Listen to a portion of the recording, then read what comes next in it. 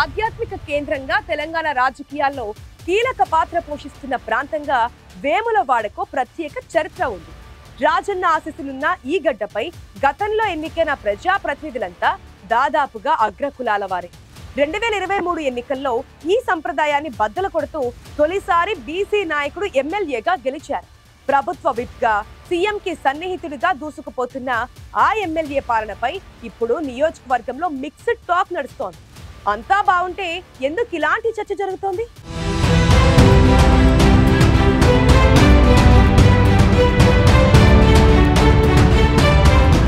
ఆది శ్రీనివాస్ ఎమ్మెల్యేగా గెలిచాక వేములవాడ పట్టణం కొత్త కళను సంతరించుకుంది. అత్యంత ప్రతిష్టాత్మకమైన శ్రీ రాజరాజేశ్వర స్వామి ఆలయ అభివృద్ధి విస్తరణపై రాష్ట్ర ముఖ్యమంత్రి ప్రత్యేకంగా దృష్టి పెట్టారు. దాదాపు 150 కోట్లతో ఆలయ విస్తరణ పనులు శరవేగంగా జరుగుతున్నాయి. ఆలయ ప్రధాన రహదారుల విస్తరణ కూడా వేగవంతమైంది. వేములవాడ పట్టణాన్ని పర్యాటక ఆధ్యాత్మిక కేంద్రంగా తీర్చిదిద్దేందుకు ఆది శ్రీనివాస్ చేస్తున్న కృషిని మెజారిటీ ప్రజలు స్వాగతిస్తున్నారు. అయితే రాజన్న క్షేత్రంపై వేములవాడ ఎమ్మెల్యే అంత శ్రద్ధ పెట్టారో నియోజకవర్గంలోని మారుమూల మండలాలైన కోనరావుపేట, కథలాపూర్, మేడిపల్లిని అంత నిర్లక్ష్యం చేశారని విమర్శలు బలంగా ఉన్నాయి.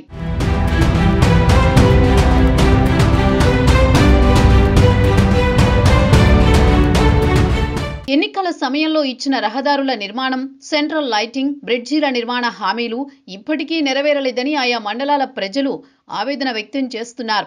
ఆలయ అభివృద్ధిపైనే పూర్తిగా దృష్టి పెట్టడం వల్ల మౌలిక వస్తువులు, స్థానిక సమస్యలను పట్టించుకోవడం లేదని ప్రతిపక్షాలు, ప్రజలు విమర్శిస్తున్నారు. మంత్రి పదవిపై ఆశతో ఎమ్మెల్యే హైదరాబాద్ జిల్లా కేంద్రాల చుట్టూ తిరుగుతున్నారని, స్థానిక సంస్థల అభివృద్ధిని విస్మరిస్తున్నారని ఆరోపణలొస్తున్నాయి. మరోవైపు ఆలయ విస్తరణ పనులతో వేములవాడ పట్టణం కొత్త సవాళ్లను ఎదుర్కొంటోంది. ప్రణాళికాపరమైన లోపాలు పర్యాటకులను, స్థానికులను ఇబ్బంది పెడుతున్నాయి.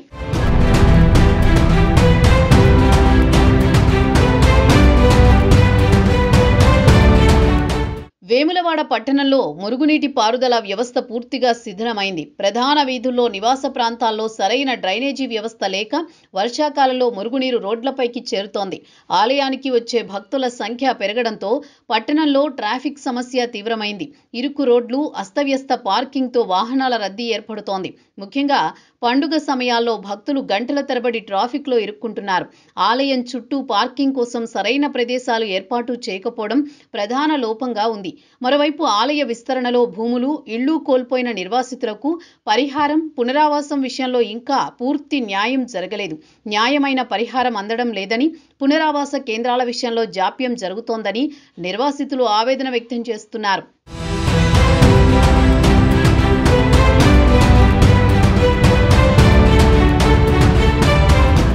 సమస్యల విషయంలో కొన్ని అసంతృప్తులున్నా ఆది శ్రీనివాస్ నిత్యం ప్రజాక్షేత్రంలోనే ఉంటున్నారు. ప్రభుత్వ విప్పుగా, స్థానిక ఎమ్మెల్యేగా బిజీ స్కెడ్యూల్ ఉన్నా ప్రజల శుభకార్యాలు, కష్ట సుఖాల్లో కలుస్తూ వారితో ప్రత్యేక బంధాన్ని ఏర్పరచుకున్నారు. ఏ సమస్య ఉన్నా ప్రజలు ఆయన్ను నేరుగా కలిసేందుకు అవకాశం ఉంది. ప్రతిరోజు ఉదయం 7 గంటల నుంచి 9 గంటల వరకు తన క్యాంప్ ఆఫీసులో అందుబాటులో ఉంటారు వేములవాడ ఎమ్మెల్యే ఆది శ్రీనివాస్. ముఖ్యమంత్రికి అత్యంత సన్నిహితంగా ఉండే బీసీ నేతగా ఆయన తన పట్టును నిరూపించుకున్నారు.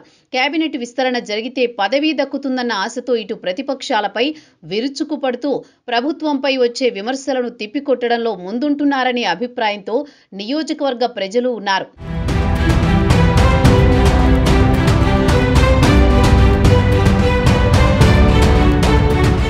వేములవాడ రాజన్న క్షేత్రం అభివృద్ధి ఎంత ముఖ్యమో మారుమూల మండలాలకు, పట్టణంలోని ప్రధాన సమస్యలకు కూడా అంతే ప్రాధాన్యం ఇవ్వాలని ప్రజలు కోరుతున్నారు. ఇచ్చిన హామీలను నెరవేర్చి మౌలిక వస్తువుల కల్పనపై దృష్టి పెట్టాలని కోరుకుంటున్నారు. ఆ సమస్యలు తీరిస్తే ఎమ్మెల్యేగా ఆయన్ని ఎవరూ వేలెత్తి చూపే అవకాశం ఉండదంటోంది పార్టీ క్యాడర్ కూడా. అధికార పార్టీకి బలమైన క్యాడర్ ఉంటే విపక్షాలైన బీఆర్ఎస్, బీజేపీ స్తబ్దుగా ఉండడం ఆది శ్రీనివాస్కు కలిసి వచ్చే అంశం.